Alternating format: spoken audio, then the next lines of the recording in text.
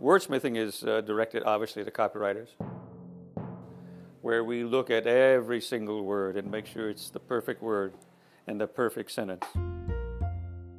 It's a hard class to teach. Copywriting is very difficult to teach. First of all, they have to read a great deal, and they have to write a great deal.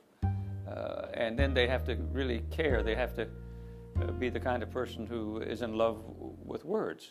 But they're not trying to show off with words, because they need to understand that this class is all about writing with clarity. I mean, writing is simply no good if it's not clear. And we try to show them that writing is like talking to paper. And if you write as you're talking to a friend, you talk at that level to a friend. You have one kind of language with a child, another one with your grandfather, and another one with a contemporary. But it's loving words and loving to speak in clear, concise, and interesting and entertaining way. The last thing you can be in writing is a bore. Often a good idea would to give exercises when they're talking about themselves, for example. That's a lot more interesting to all of us when we can talk about ourselves. So I asked them to write about their most embarrassing moment. And we got some very, very funny ones. They will write about an embarrassing moment that they wouldn't say out loud. They reveal more about themselves when they write. And they want to do this. They want to reveal something of themselves and their outlook on life. So everybody's working on their own individual laptop. And we're using Twitter. And what we do is we put the students' work up on the screen, a particular student's work, and all the other students tweet their comments about that student's work.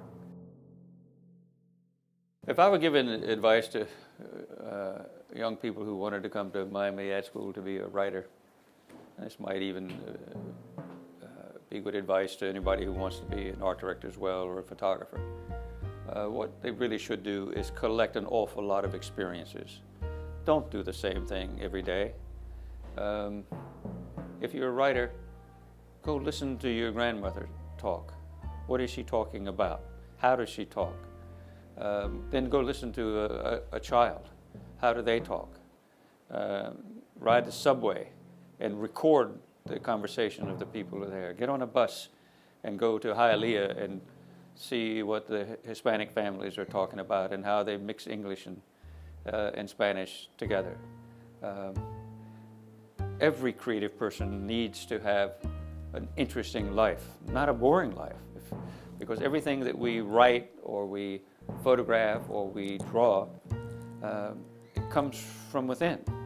We're going to use all these experiences. I think that I've said many times that we're collecting solutions for a problem we're going to have someday. So when you're that creative director sitting in an agency, you've got a whole basket full of memories of things that you can bring out into a new situation. So have an interesting life is the very best advice.